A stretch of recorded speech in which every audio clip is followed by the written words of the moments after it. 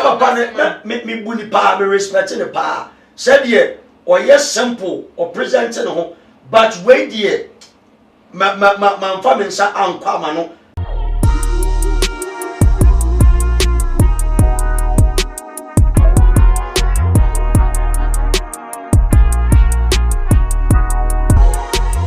training issues and I will share what to my GH Sabrina Munia Banana Ama Obusa and some of it to Jano and no and a mede a best minute bread. Ebusia 4 and penny 4 was Simbio Mokase, Asem and penny pa na nipa and a pen on Asem. Ayet if yes was nigga named Mzbel to quiet Kenya na what you might say will be out to trouble on the young home. Ah, a yen and not to not do or young court don't need him to say a day when you if yes was nigga in town for to say what then what Akobo Mzbel and what then send me back to judges watch and Simon Kobo a year Reverend Prophet Mano Badu Kobi our dark glorious wave international anom na and some more kafa no patch say bribia hm no fashion stay na work Prophet Badu Kobi na say man say o man skapudo pa say one for social media so na one chamber Reverend Isaac Owusu Bempa be obegun hu fi at say Ghana for bia enobo emfama no na no na tonado e kade to abonte at say man for do na e ko e ka say na aden and also for at say former spiritual father what time na mata say obetri obi ka say won mra bonten emegu hu fi say won ya nkasa fa no keke na enu na sabre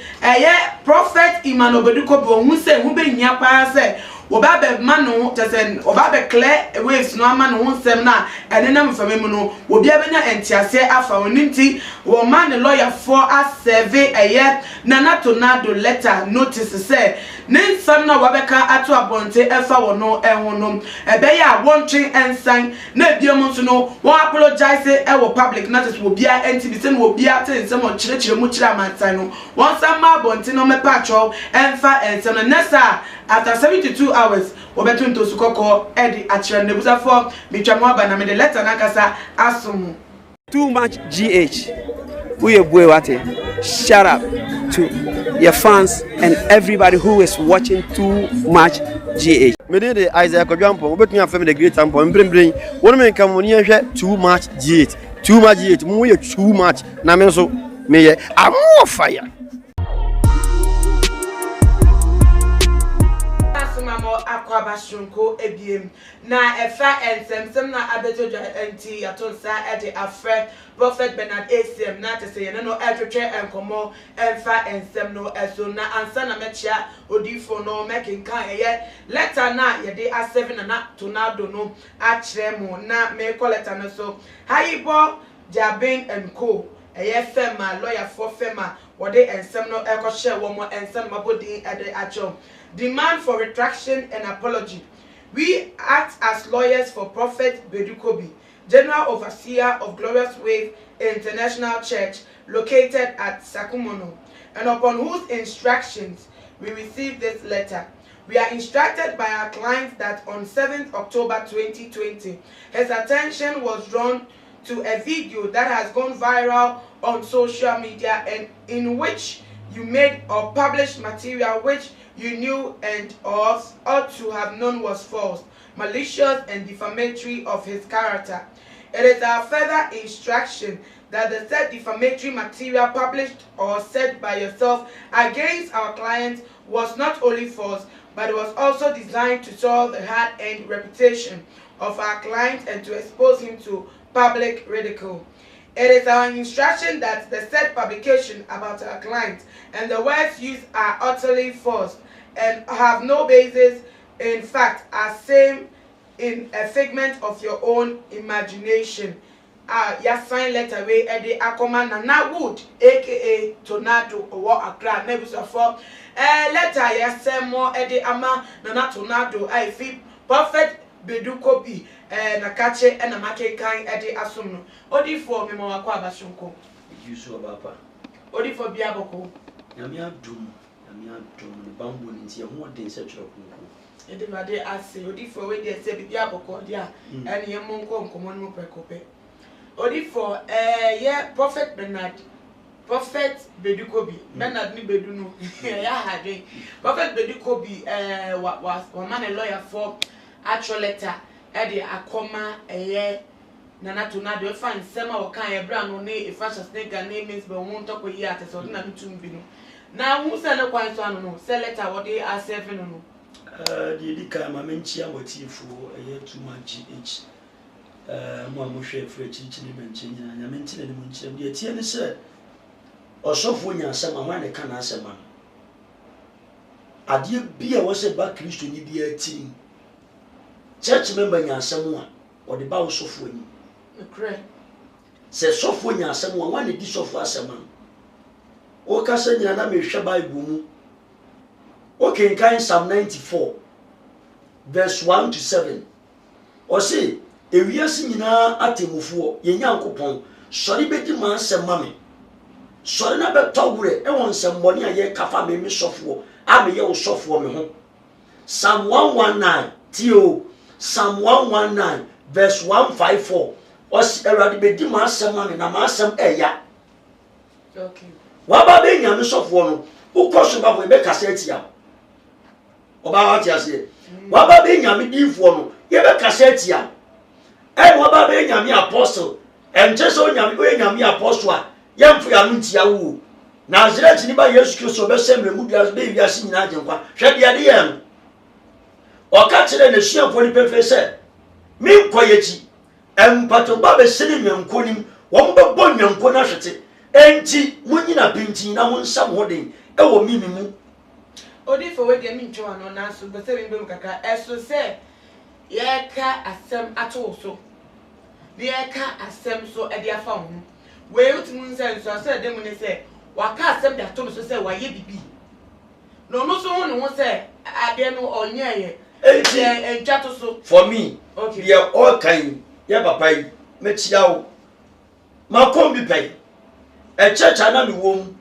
Now I was me jina my mama bia mana ware utio empanimfo ne ka kire head pastor ne say me ne mama ne kunu twempana mama ne kunu so sojani oni mama ne kunu no twempana mama no tio ye empanimfo ne ka kire mama ne kunu say me ne mama ne twempana with one church ne kunu so ba asore enti wo mo ka kire me no manya bibia me samaya sam ne me awrade say awrade say wo say woni awiase nyina mana ma nyina temufo ye lawyer pania udi asema o ma titiri mi odifo enti me bra me ho aso ani di ma asema me na me to ati ya na wo pa che se se yaka asem ato prophet Badu Kobi ni so no ye se nka onka na ntum no onka nche ne rade ya papa ne me buni pa me respect ne pa said ye or yes simple or present ne ho but wait ye ma family sa ankwa ma no ma man the thumbprint up the enti a wonsa edom bebre na hwe so tio edom bebre na hwe so o man ganam wo mo ni ha ewiase nyina hwe eye ase yi nyame asofo ye nyame adifo enti kwase bi tinchen a obe kase tie nyame asofo edi nyame adifo enti is up to ye asofo and set a good example edi ma ewiase nyina sofo ya ka chem se bi obi ira ko hotel Erade di ma asama me ma asam wo ya wa asam se enti Kristo me di asam na ba wani mi Nyankopon me bra me ase erade ko di asam na ma me Bible say Nyankopon yo temafo a onye ademudi ansa wo gu aten onye lawyer oje aponche je kraman je odan je takuri sempo a obu asam na se de etie ebia wa kasa tia mi o but unka se tia mu no wano a udide nchidi makoro se de Job nwoma eka ye no Esira edome eje bia meme nka bibia mfa ho ba me komi Nyankopon me rade onim sa asema waka anim tie rade so ne di ma asema me we ntu asemasi na me hunu se wadi ma asema ma asema ne nyina anko in my favor me di asema ne ma o no waja to altars okọ but who share the wiasefo yesu ne ban bia yetimu a ena sesia no adom bebre na tima se nyame difo bia like them but you are not like them me ba to say na say nyame difo bia like them but you are not like them it is up for you as someone said you set a good example me ba se ma se me ba yo mo ka to me so no ba nka sa o me yi 20 cedi me call ye altar so ye prayer camp ke se na me ko sama ni pa me sama elder se wa so ni mu nyina including your head pastor me sama onu so asem nim e ko akire ba yo me bo me nsama Ewurade di asam no fenchem afena me ho asan so jadi na ono me yabo mpa ya ma na ire so be wa na yi no o twitu o so se fisika so be bo me tu akome na me se da ma bre bo me tuo o wife dia ba se mo mpa na oni ntamu ntimi mare no wa se twan se me no wife da e de bo me tuo o kat o ba ma me so o ba ma do mo ni mo o ba ma na me se papa me nya me di fo e very careful ene ya di ni post free nsam odi for we dey yesa enko eye prophet Badu Kobi ensem no asubim ye wo oman yi mu e nya me di for ampa mate wasem na wo kana te say why ko odi for esenka onye on onye hwesode emma amanfo mu eche na se nanso oyodi for nanso to oman mu and oman Ghana hu so no ye wo 1992 constitutions a ye de ade emra ede hwe nipa so o oman mu nti se wo bi fom wo a e fom emra na o wo ho akonya se wo de emra na abedi no eno nti se oyosofo no de na sema ko tiba de nim na ebiem so se afa emra kwa so se na emra ni si fatia no na emra no so kama na eno no so enye kwa ba na Micah chapter 3 verse number 1 ekopem 12 etivia se osi o kasatia o man mu atitiri tio Kristo Nyankopon o do timafo pari no Bible si o kasatia o man mu nyina atitiri o man mu atitiri o mo ne hwan mo obodifo obo asofo oba be bo o kinkan verse 7 ba 9 ni ba no obo lawyers judges e no mo mo edin e o man nim me ba to me bia me kon enti se onyame sofo na se difo nya asam a te wasam no kwa Awurade anim me gidi se Ghana constitution no emransa me bebre na o Bible mu on so kwa koyo bia the 10 commandments ugina do mani mu a wo kire kire me ba to atia se enti the moment a dia do mani mu a wo se wo set a good example enti me fa se papa na nya asam no dia command lawyer e dia di onu o yetimamuni en ko so kanya me asam che no sacha na adwen wo de hwa branch on na command lawyer pani abra branch ne bo abranch wabone ne hune wabone na so wabone ni achi ni tetchirema enti ya papa enka be yanka wuru sa abranch no onye normal anaso onye correct e kwan ni so woni sa ye no nse che because on in life person one more no but ye share asem na kata say eye prophet Badu Kobi na mo na wetu no eho me ba cho ye fancy won na me bi se bi me bi mo kika say prophet Badu Kobi ask ye ye mu because ene ye sha to see ye kana asem reverend otu be pakra na ho asem be mu bi krampo no watna ni way the platform so akana sema akakra ko sise wonu moja 17 ebie won so no eye the seat show ye ba ye and kofa wodo betena ho kana ho nsem pi ebo ni dede boniti sa so enu achi krampo no wa ma obi asem ntinti na to no hu ne se oyo hienu wa brante bi oni hwe nti na ode ne nsem akono sa se ode eye a lawyer for letter de akoma no o no mo ye adwen se na kofa do na kan me dia me ne papa ne nya adwen die ntia me ka oni enkofa do no ya adwen de me da betu dwan se na wo ka se enkofa wo do makara nsem kraburu anfo mo ankoto anase wanfa lawyers for ankomanim nanso tonado onu kunam na oyo yeni we bi nti e no de saleta no koto unse ye obi biti se enkasantia omanyu atitiri Micah chapter 3 verse 1 man kenka mu nsamti etiefo tie ya omo nkokan Micah chapter 3 verse 1 to 12 opani a odi oman no hye enkasantia no the moment oya pani enchese oya correct o ye wo empanimfo omudi bone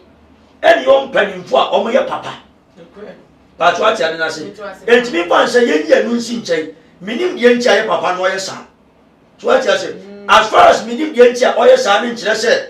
ontimi ema obi enka na asem ma no but for me I thought senka eni obi asem na enya omo kan asem for me I thought senka asem obi handle very maturely enka on friend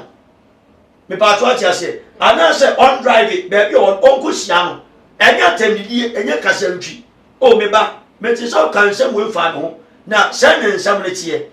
meti so odi we attack me se bia ma yese but me for me yes it me so say next time no men kasa uni masem bia but what you say and ma mention chapter 6 verse number 12 to 19 okay kan 16 na Bible say ade nsia and the rade time ade nsia ane ade nson and the kire chiwade eni a etranton eni etranton odansi kurumufu a ohu atorosem okay asem na wo kai unim se nim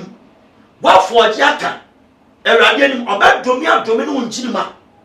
wo asefo nyina ba be ye no me e o Kristo anim ba bebre na anim there are 70s a yenyankopon ochiri obi o ya dansu kurumufu a ni ohu yo se behu de onka o se maka ebia ne de fa bai etimi kon se de oka yi na se komu na anim a ode ne wakwa kwasa asemu maame no so de wakwa kwasa asemu me ba to ati aye ba o be wura mu na asemu ni nim eno so be de o ba we se ni mere me for me say papa ni tie ya for me on redraw nanka oma amam for dem expert nyina no emu o matifi me ba to ati ase me to asi ya obetenka let and the one change sign no one ya grant man nam hosa unsa ujai bonia echa unya we man nchayu enya hwe okay wonso mo nyina ni nipa me ba to ati ade na se enti nanka multitude edom no di omo kan fa won di omo sese ebia ye papa no aha ye hwede beba o majem na ko wani yewu Odi forward ye fa ya won se metwa to eso me ahwefo ene yetifo na sorry enkomo no ye meka ne se won fa nto so e ma ne nye ho edim bone e fata hia ni ba basika ni ba untimi ko bone dim bone bible naka etime siraw se ye nyina gie mutum se ye kristofo church member enya asem wo de command sofo na sofo enya asem a wan de sofo asem ma no etime sire ye nhwe ni pawo etesem a ya ma ya nkwa na ya me ho enam yemu eye nsenche nya ho dwiri die enchese entimi mfom so obi fum dwa obi nso mfum nkumu okay e ba to acha na se etime sire wo se akwan ni nyina mu no ye nchire Kristo suban ye nchire Kristo ene ye yenchire Kristo abrabo a obeda ne dio sie nyina yemfam awia yi every me prophet Bernard Asia ebia ohaw amane bi atiti bi da so a ubetimi di abra ne ebu a ewo mpaibom ya kire onyame akwan watimi adom esum tumi a wohyem but asem we die yemfa bone nche yenya amanenka na Kristo obesere obehye nyam manwanto na no ato ampa prophet Bernard ACM open number na eda ase obetimi afren na te se enkwotwetwe bia ewo ha na won no atwetwe na ebiem so no bomodia follow yen ewe Instagram page at too much gh_ na enko we twetwe wan ase no wa drintwe bi te se obese won yen cha obetimi so ede ato comment section on meeting ede na ama obusu a na me ya doma ebedi ehia bi makram the major prophet kum chacha on say me catch was say bomoden na hwe too much gh on say me kan ye nyene bone pa na kase ye pe wo wi ase ya asondin ti na adam wo hu nyame ye no nyam no wo hu ne ma bi a wo hwehwehwehwe e wo other place ne ade kat won na bomoden na be hwe too much gh be hwe na subscribe bomoden o be hwe pe na why subscribe o subscribe na subscribe na o subscribe a na wo benya ne ma papa a wo pe ahwe nyame hira na ewura